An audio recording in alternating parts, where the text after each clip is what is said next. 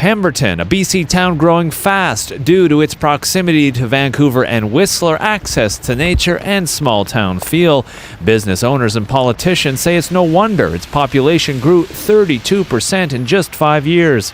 I think it's a wonderful small town. It's got a great community vibe. It's a little cloudy today, but if you look around, that's one of the first things. It's a gorgeous landscape. It's a beautiful place to live, and we got discovered a few years ago. In 2016, around 2,600 people lived in Pemberton. The next census brought that number to 3,400.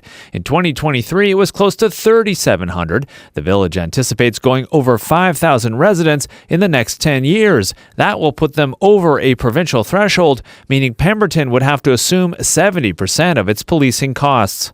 The change could mean an extra $1.3 million in costs. Pemberton's proposed 2025 budget is $9.4 million. Extra policing costs landing all in 1 year could result in a 40% property tax increase. We have to also keep up with things like infrastructure, fire, climate change, housing, transit, all these other costs, and then you add this one-time massive budgetary implication through policing, and it's really not manageable for small communities. It's crippling. Growth in small towns like this is generally seen as a good thing, even if it comes with growing pains, such as increased costs for policing. Pemberton's hoping to learn from other municipalities facing the same issue.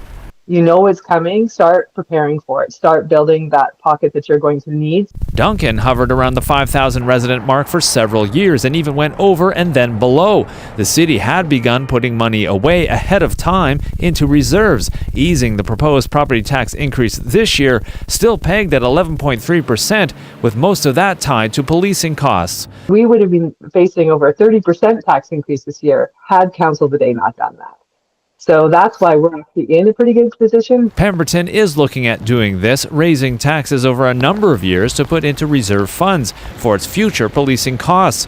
In the meantime, it's lobbying the province to see if there's a better formula for small communities to grow without such a harsh policing financial penalty. Chad Pawson, CBC News, Pemberton.